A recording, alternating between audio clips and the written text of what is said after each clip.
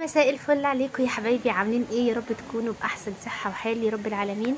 كل سنه وانتم طيبين وبخير، ورمضان كريم عليكم يا رب، وانتم سالمين غانمين.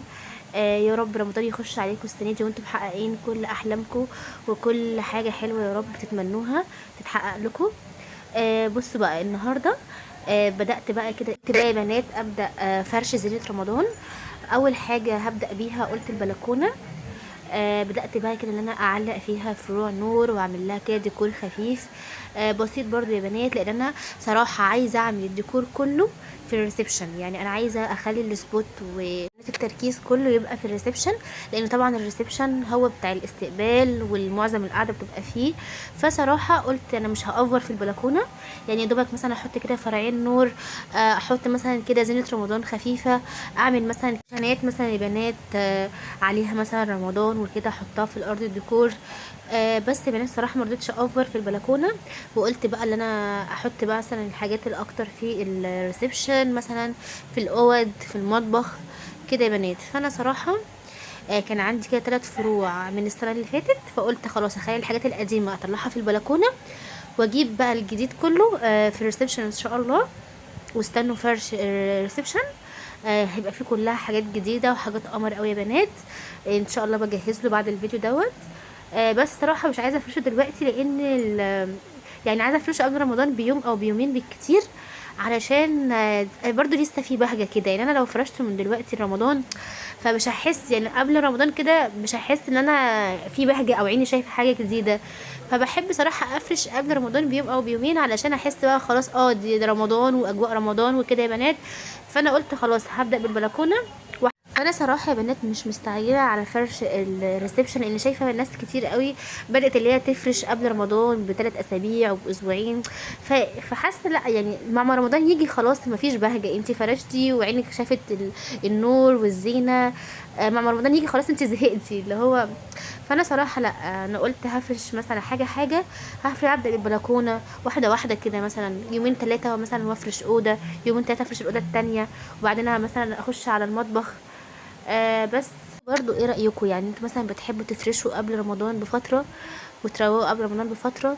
اصل الترويق هيبوظ تاني. مش هنكدب على بعض، الترويق هيبوظ تاني. الزينة مع الوقت خلاص هتتعودوا على شكلها، مع رمضان يجي فانتي مفيش بهجة كده. مثلا على عكس ما تفرشي مثلا قبل رمضان باسبوع يا ستي، وعلقتي الزينة قبل رمضان بيومين 3 تمام كده، خلاص تبقى الحاجة لسه جديدة لسه ببهجتها. انا عن نفسي صراحه بحب كده، ومتعوده من وانا بنت في بيت بابا بنعمل كده، عشان كده ما كنتش مستعجله يعني. بس انا قلت هبدا برضو حاجه بحيث ان انا ايه برضو، يعني الوقت ما يسرقنيش. ابدا مثلا بالبلكونه، وكمان مثلا فتره ابدا باوضه لحد مثلا هيبقى قبل رمضان بيومين 3، او ما بقى عامله ريسبشن فرشاه. بس يا بنات انا صراحه ده اللي انا هعمله. انتوا برضو ايه رايكم؟ قولي في الكومنتات، انتوا بتحبوا تفرشوا وتعلقوا زينه رمضان قبل رمضان بفتره كبيره، ولا قبل رمضان مثلا بيومين 3 بالكتير؟ بس لو حابين برضو ان انا افرش بدري قولي لي في الكومنتات، هيبقى الفيديو اللي جاي هيبقى عن فرش الريسبشن. لو مش حابين قولوا لي لسه شويه، نستني شويه مثلا قبل رمضان بيومين 3 وفرش الريسبشن. قولوا لي برضو يا بنات انتوا ايه رايكم؟ اللي انا مثلا خليت الزينه بتاعت البلكونه بسيطه وسيمبل، مش كتير ومش مقفوره. انتوا ايه رايكم يا بنات؟ يعني انتوا شايفين ان انا مثلا مخليه البلكونه سيمبل مش حاطه فيها حاجات كتير، ولا اضيف لها حاجات كتير تاني، ولا ايه؟ انتوا رايكم ايه؟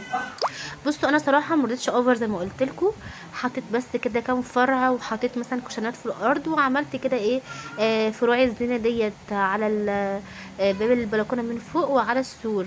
لو انتوا شايفين ان هي كده مثلا عايزه اضافات، احط لها مثلا فانوس، احط لها مثلا اللي هو الهلال والنجمه دولت، اضيف لها اضافات تانية، ولا انتوا مثلا شايفين ان انا اخليها مثلا سيمبل كده لان احنا مش بنقعد في البلكونه كتير، ومعظم قعدتنا بتبقى في الريسبشن. يعني مثلا نخلي البلكونه سيمبل، ومثلا احط بقى في الريسبشن حاجات كتير بقى، لسه هجيب شبكه بتاعه النور واجيب بقى الديكورات وكده. انتوا برضو رايكم ايه؟ انا صراحه حبيت ان انا اخلي البلكونه سيمبل زي ما انتوا شايفين كده، وافور في الريسبشن.